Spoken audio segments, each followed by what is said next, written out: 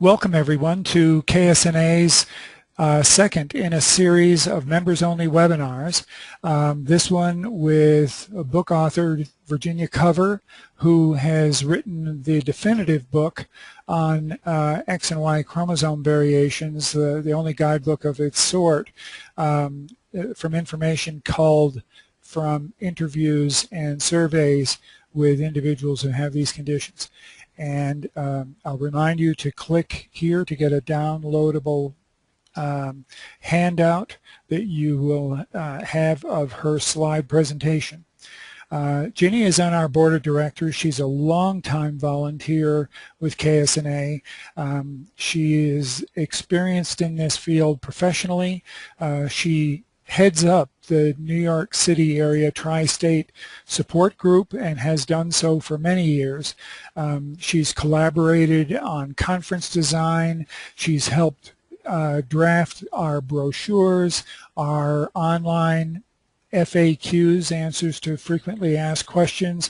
Ginny is an amazingly valuable asset to KSNA, and more importantly, an enormous contributor to the movement around X and Y chromosome variations. So this is a real treat to introduce her and to thank her for her contributions to this movement. And so without further ado, I am going to change the presenter to Ginny and give her control. Okay. All right, can everybody see the title page? Yes. Are you seeing the? Yeah, okay, very good. So I'll tell you a bit about something about my background. I don't spend all of my spare time and energy on X and Y chromosome variations just out of the sheer goodness of my heart. I have a 25-year-old son who has Klinefelter Syndrome. He was prenatally diagnosed back in the pre-internet days. And fortunately, I had very, very good genetic counseling. And my husband and I decided that we would continue the pregnancy. But I always tell people that it was 8 years before I met another family where there was a child with an extra X or Y chromosome. And shortly thereafter, my mother sent me the copy of the letter that Melissa Ailstock had written to Dear Abby, and I got involved in the, in the various organizations and nascent sort of support groups. My son, John, is actually pretty significantly affected. He is not one of those very high-functioning engineers. He is actually on the high-functioning end of the autism spectrum, and he's quite learning disabled. On the other hand, he lives in an apartment, and he drives, and he works at a paid internship at Staples. So, I'm really quite, we feel quite blessed that he has done as well as he has.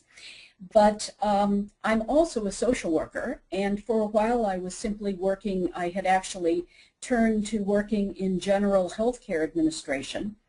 But as it became apparent to me that John was not developing typically, that he had a lot of challenges, I moved myself much more into working with children with special health care needs, and specifically children with developmental disabilities, including autism. So I ended up working for the past 15 years as a social worker in a university developmental disabilities clinic, and I worked with a number of children who had various disabilities, and during that time I included in my practice and in children that we evaluated probably 15 or 16 who had a variety of X and Y chromosome variations. So I learned quite a bit from those families. But I always wondered why there was no book essentially like a guide for families. And I kept thinking that someone would write it, and toward the point that I was thinking of retiring from my job, I thought, this book still hasn't been written, and I seem to have some writing skills. I certainly have some research skills, and so I think what I will do is to write a book about Klinefelter syndrome. But when I started talking with various parents, they convinced me that there were so many commonalities among particularly the trisomies of XXY, XYY, and XXX, that it would be a waste of my time if I didn't try to cover all of those trisomies, particularly because I take the approach of a social worker, and I write quite a bit in the book about the psychosocial issues, the educational issues, the developmental issues, the issues of gaining adulthood.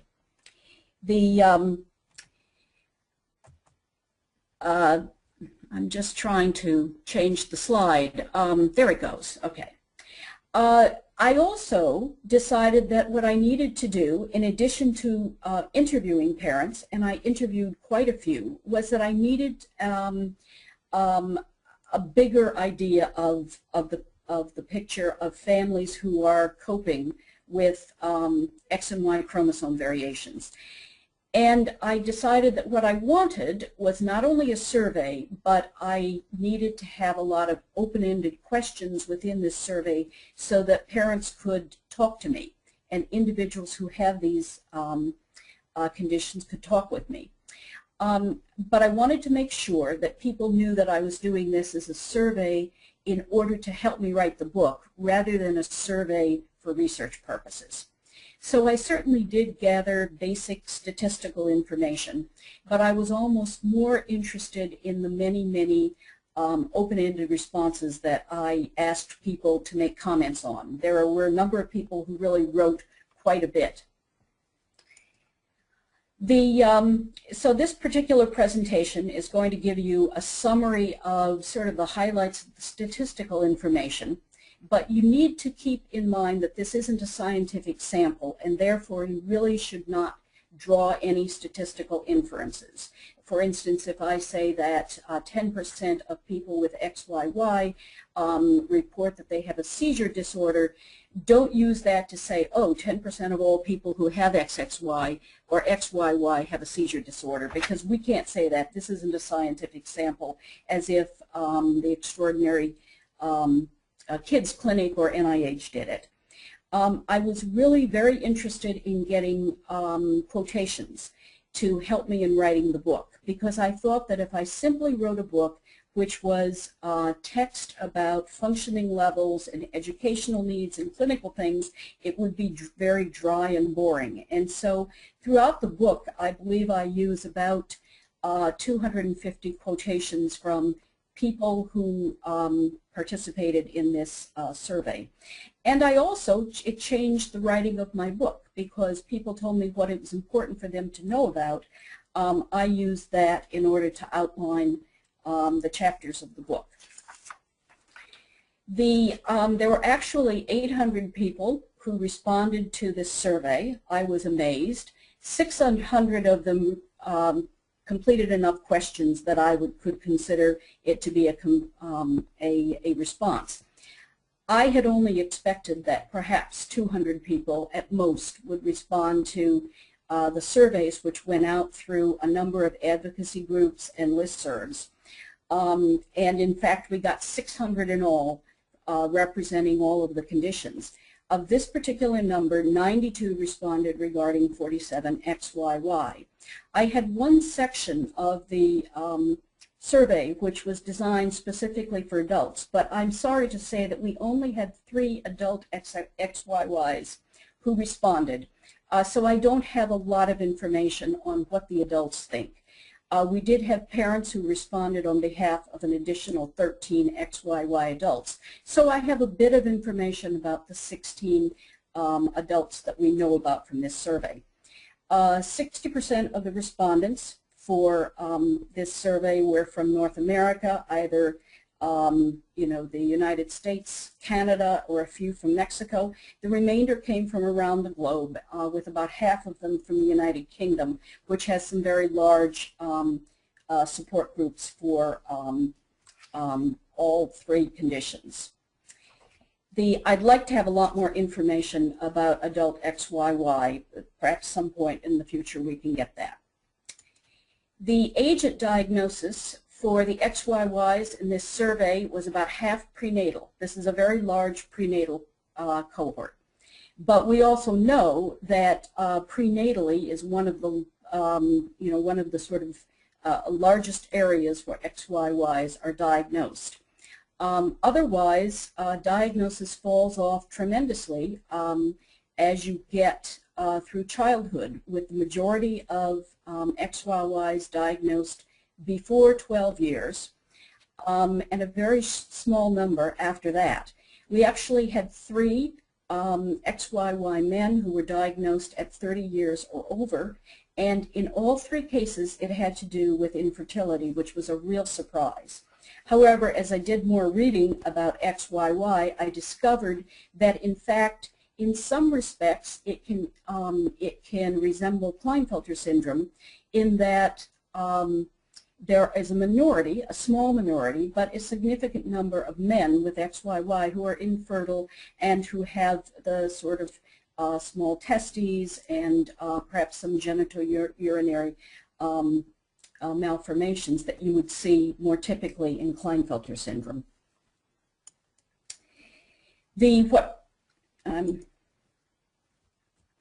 I'm trying, there we go. I'm having a bit of difficulty changing the slides.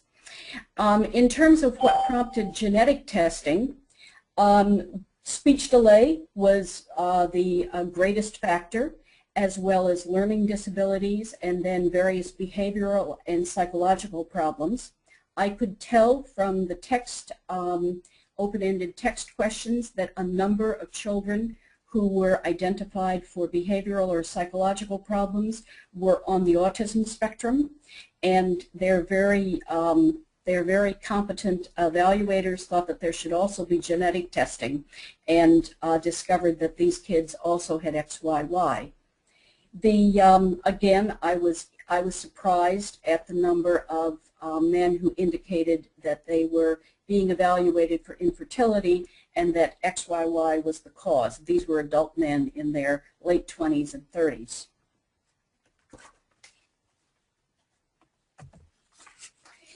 When I asked the XYY families and the individuals about the quality of genetic counseling, I got a resounding answer that it was very, very poor in their estimation.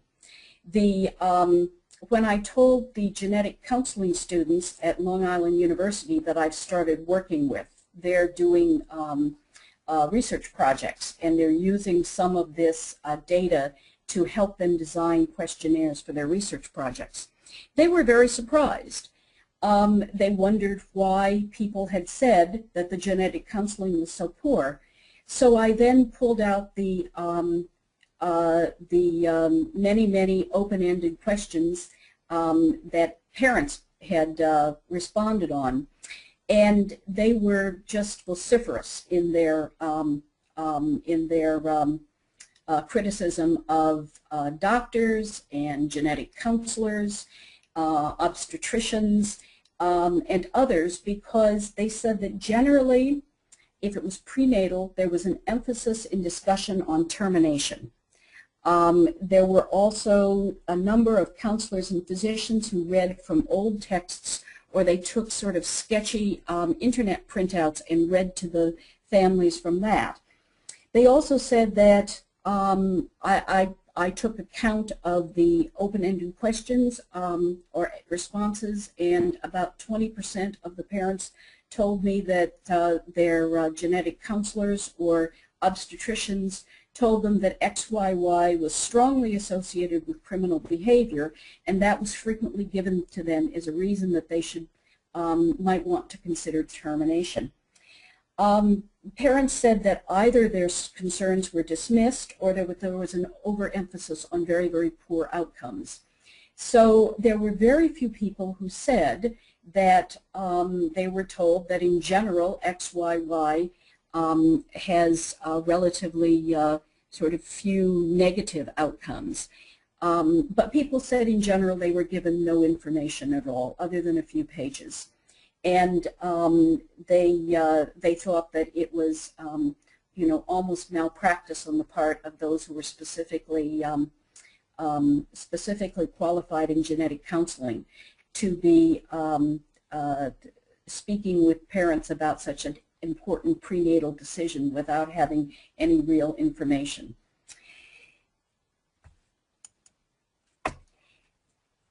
So this is just a summary of what I sort of discussed.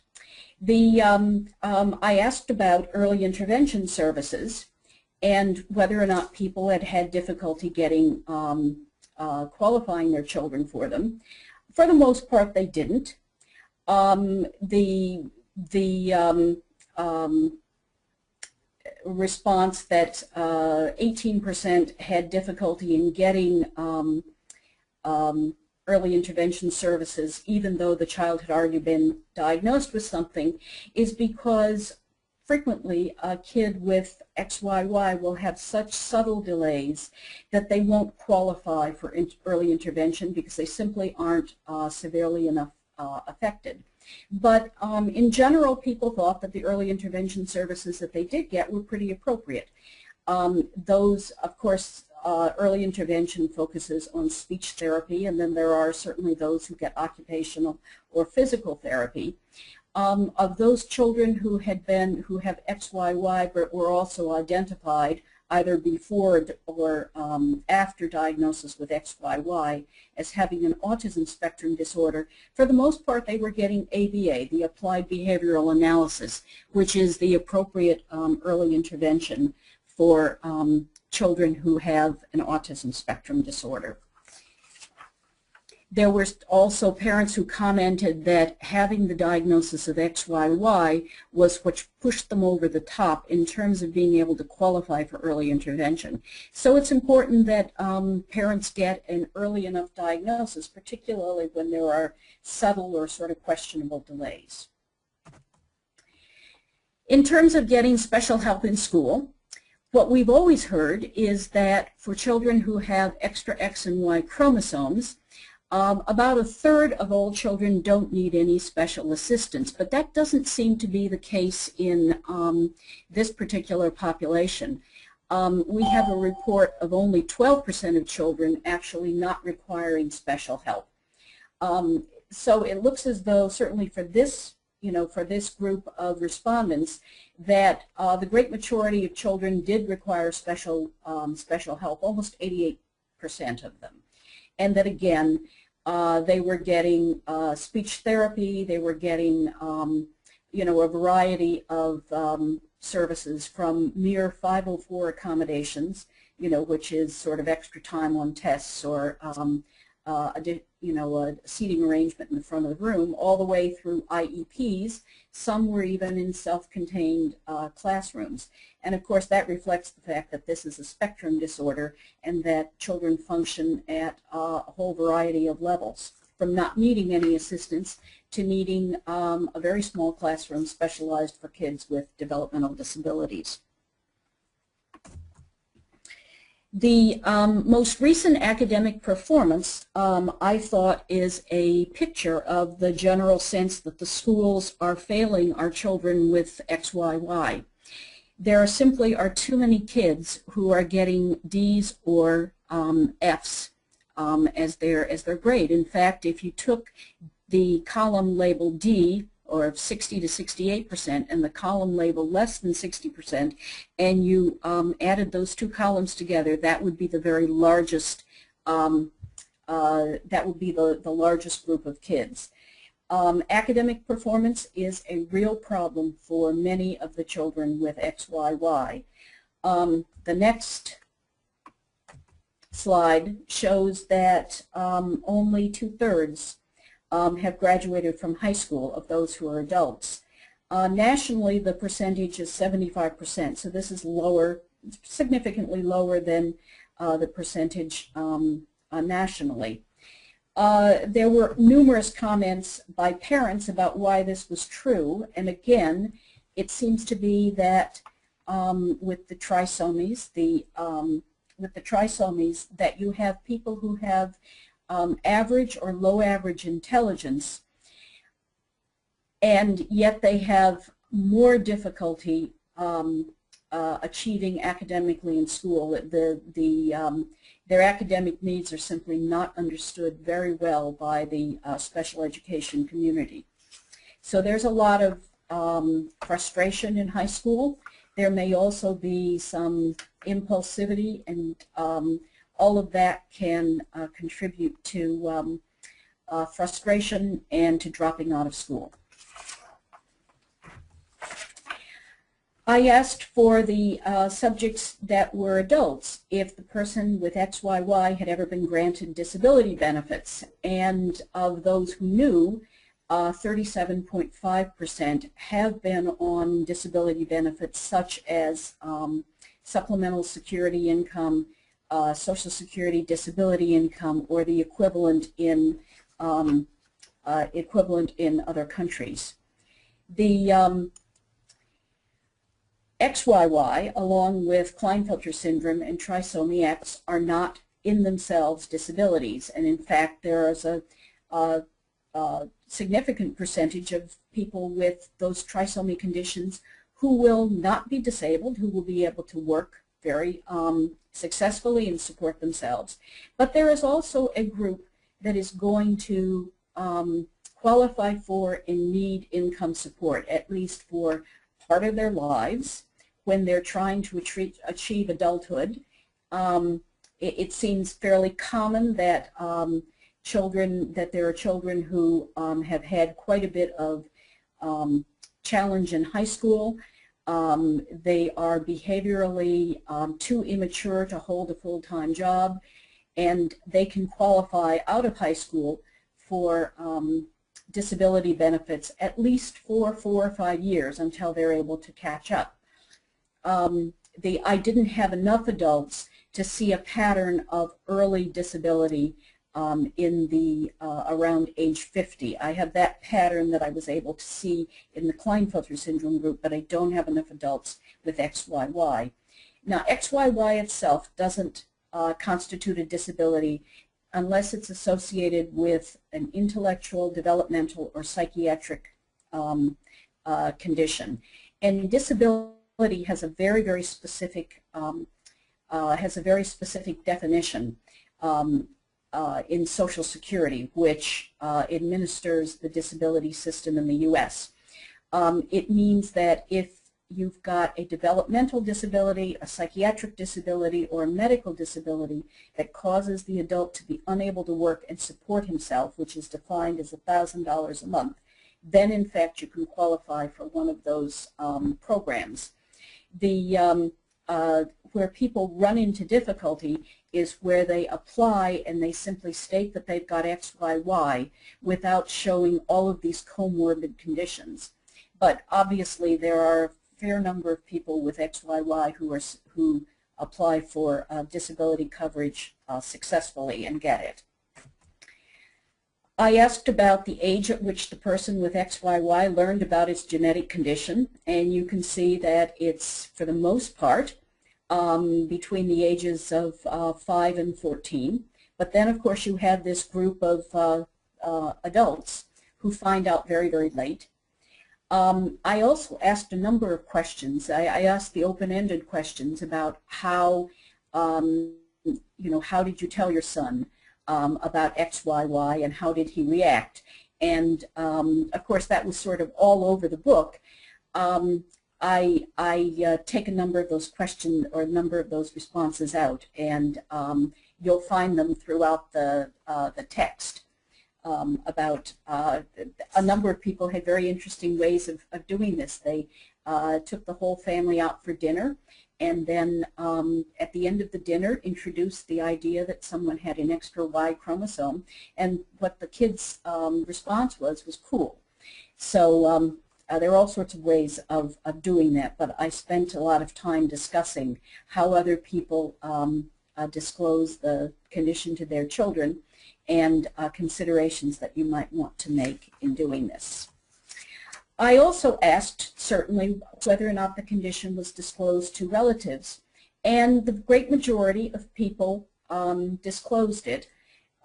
Those people who didn't said that they didn't want their child to be judged by someone, that they had very little disability anyway, and that it seemed as though it wasn't necessary for anyone else to know about the extra Y. I had almost no parents of XYYs tell me that they did not tell the child himself. I believe the only case in which someone said that was where their child was really profoundly mentally retarded and autistic and would not have understood it. I also asked whether or not they disclosed the condition to the school, and it's a smaller number that did. The reason that a number of people gave to me was because they were afraid that the school personnel would look up XYY and see the association with criminality. A number of the people who responded in these open-ended to these open-ended questions said that they had been told by their geneticist or their obstetrician never ever to reveal XYY. But I had a fair number of people say to me that if they didn't talk about XYY, how would anybody ever know about the condition? How would it be publicized? That we needed to know a great deal more about X and Y chromosome variations, and they were certainly not ashamed of the fact that their child had an extra Y chromosome, and they thought that the best approach to it was to be candid with people and to explain what the the real facts were behind behind the diagnosis, and to dispel the myth of the fact that every child who has XYY will wind up as a criminal. I also asked about medical conditions. I surveyed people on about, I think, 35 medical conditions, and then I've listed here those conditions that were reported by 10% or more of respondents. There were a couple of surprises. One of them was that 10% of this particular group reported having seizures. I had not seen that before. I don't know if that's specific to this group or if it's something that should be looked at in more detail by one of the research groups. I also noted, of course, that the 31% of respondents reported that the child had autism or an autism spectrum disorder. And although it's not a scientific study, this certainly agrees with the data that I believe Nicole Tartaglia has brought out. You can see, of course, that the speech problems affect 75%, which is a fairly large number. That hypotonia is very, very common. Dental problems seem to affect all of the trisomy groups. Not just Klinefelter syndrome. And then there also is a pretty large number who seem to have attention problems of either ADHD or the non-hyperactive ADD. That's 51%. And then again, you also see the difficulties with anxiety, of which 32% report, and bipolar disorder, which was reported for 12% of respondents. So one of the things that we've always been told with XYY is that it's not associated with increased mortality or morbidity. I think that's probably not true. There are a couple of recent articles which state that there are more neurological problems in this group, that there seem to be pulmonary problems, and that there does seem to be a slight, again, a small decrease in lifespan. So I'm not sure what that's, what that's associated with, but I don't think that it's true that one can say that XYY is not associated with healthcare disorders, because it certainly looks from what's reported as though there are healthcare healthcare complications that need more research. Again, I was surprised about the infertility and early testicular failure with XYY. In my own practice at the Developmental Disabilities Center, I had two young men, actually two teenagers, and both of them failed to go through puberty. So actually we ended up sending them to specialists who work with people with Klinefelter syndrome, and they went on to testosterone. So I think that this is something that needs a lot more work. I also think that we need to look into the neurological symptoms that we were seeing, because in my own practice, the two young men who had XYY also developed seizure disorders, one at age 16 and one at age 14. So that needs to be looked at in more detail. And I'm assuming that the neurological symptoms that people are reporting are also associated with the psychiatric disability and possibly with the autism spectrum disorder, because there are brain differences in the trisomy conditions. I asked the adults and the relatives of adults about the occupations, and you can see that there's a real range of occupations here. University administrator, an account executive with some sort of advertising, someone who's in the Army, an office worker, 5 people who are college students, a self-employed tailor, 1 person who's unemployed, 1 in a group home for teens, this is the fairly disabled person who's nonverbal, and 1 who's a part-time mental health worker. So the one thing you can say about the adults with XYY is that their unemployment rate is less than the, certainly less than the national average. But I thought it was a, you know, I think it's a, an interesting fact that that they seem to be, for the most part, gainfully employed. The one person who is unemployed is certainly looking. He's looking hard, and I wish him well. So that's the conclusion of the highlights of the statistical summary that I'm giving. I have my my contact information. The best way to contact me is almost always by email, because I now have a part-time private practice, but it means that I travel all over Long Island, and so it's hard to get me by phone. But I do like to talk with people about all of these things. For those people who've gotten any of the notices, I decided that I wanted to get the book into as many libraries as possible. So for the next 2 months, if you should go on to the KSNA website, genetic.org, and order a book, I will send you 2 books as long as you can tell me what library, either public library or college level or medical school library, that you'd be willing to donate the book to. So I can certainly ask for questions.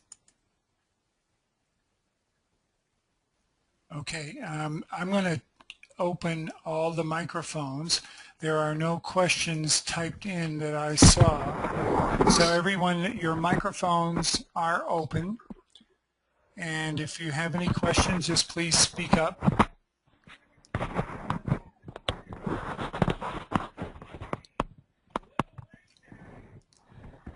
Okay, hearing no questions, you can feel free to interrupt me if you have a question and you're just struggling to get your microphone on or something of that nature. I am going to take control of the screen, and I want to thank Jenny first of all, but before we go on to the formalities of the thank you, I want to point out the location of the book, and it's under the Knowledge tab, Books and Resources, and this link will tell you more about the library project, and this is where you buy the book. It does not apply to the ebook, unfortunately. There's no way for us to get an ebook to a library. But if you buy a hard copy of the book, you'll end up being able to put one in your local library as well. I just want to point out that the handouts for the webinar are on the website, and this is what they look like. So if you didn't print it out already, please feel free to grab a copy. It will stay there. And the last point I would like to make is that the webinar was recorded, and so it will be available on the website in this location where you can link to it and download. As you can see, we've got the last webinar with Dr. Dobbs. You can do it here. If you're a member of the $47 club, you can log in and click here to view a recording of the webinar on executive functioning and so on. So these webinars are readily available. I have muted all the mics because it was getting a little noisy, but I will open them one more time and ask if there are any questions. All right.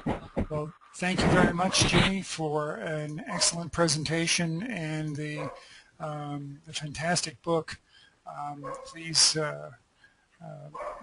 please keep up the good work. We really appreciate this, and it's been extremely enlightening for all of us. Thank you, everyone, for coming to the webinar, and that ends tonight's program.